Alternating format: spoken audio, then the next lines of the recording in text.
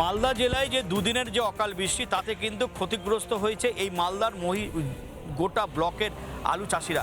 আমরা কিছুদিন আগেই দেখিয়েছিলাম যে এখানে যেভাবে বিঘার পর বিঘা জমি আজকে জলের তলায় চলে গিয়েছে, আলু ক্ষতি হয়েছে, সেখানে কৃষকদের তাদের যে এবারে যে আর্থিক যে ক্ষতিপূরণ সেই জায়গাটা কিন্তু ক্রমশ তারা কিন্তু মাথায় তাদের হাত পড়েছে। কারণ ঋণের বোঝা একদিকে এবং এই ক্ষতি আর সহ্য না করতে পেয়ে মালদার এই মহিষবাজারের সানজাইল এলাকার এক কৃষক আজকে কিন্তু তিনি বিষ খেয়ে আত্মহত্যা করলেন। আর আমরা জানি না বাবার খোঁজ। আলু লাগিয়েছিল ঠিকা জমি নিয়ে, আর ধার ধুর করে টাকা ইন্টারেস্টের উপর টাকা নিয়ে আলু লাগিয়েছিল। তাতে করে আলু জমিতে আলু তো ফলন সেরকমই, আর দাম নেই, যার জন্য কালকে জমি জায়গা ঘুরে ঘাড়ে এসে কী যে হয়েছে মনে মনে কারোর সঙ্গে কথা বলা বলে নাই, কখন খেয়েছে কেউ জানে না, বিষ খেয়েছে। এখানকার মানুষরা বলছেন যে সরকারি যে সুযোগ সুবিধা কৃষকদের সেটা কিন্তু তারা পায়নি। সরকার যে কোনো ব্যবস্থা করবে বা চাষিদের জন্য কিছু করবে এখন তো কেউ আসলো না, দেখতেও আসেনি। চাষি যে কী হচ্ছে অবস্থা, এই টেনশনে বিষ খেয়েছে।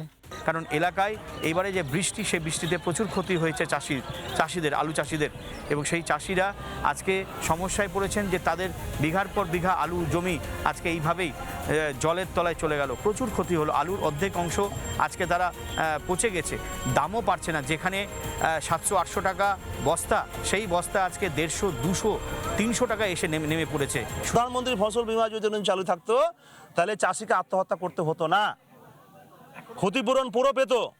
কিন্তু মমতা ব্যানার্জি ফসল বীমা চালু করেনি, কৃষকদের কোনো রকম সাহায্য করেনি। সুযোগ সুবিধার দাবি জানাচ্ছেন এলাকার মানুষ এবং এই পরিবারের সদস্যরা। খারাপ লাগছে, খুব দুঃখজনক বিষয়। এখানে বহু চাষির ক্ষতিগ্রস্ত হয়েছে। আমি এখানে এসেছিলাম, দেখলাম, আমি প্রশাসনকে জানিয়েছি এ বিষয় নিয়ে। এখন দেখার বিষয় এই কৃষক পরিবারের পাশে সরকার কি সুযোগ সুবিধা দেয়, সেটা এখন দেখার বিষয়। মালদা থেকে দীপঙ্কর গোস্বামী, রিপাবলিক বাংলা। নানা ধরনের কন্টেন্ট দেখার জন্য লাইক করুন, শেয়ার করুন আমাদের ফেসবুক পেজ, সাবস্ক্রাইব করুন আমাদের ইউটিউব চ্যানেল। পাশাপাশি অন্যান্য ব্রেকিং নিউজের জন্য অবশ্যই চোখ রাখুন রিপাবলিক বাংলায়।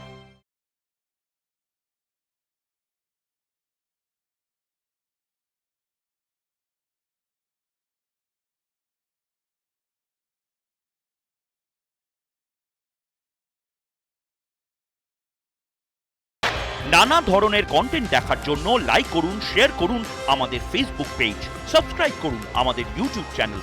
পাশাপাশি অন্যান্য ব্রেকিং নিউজের জন্য অবশ্যই চোখ রাখুন রিপাবলিক বাংলায়।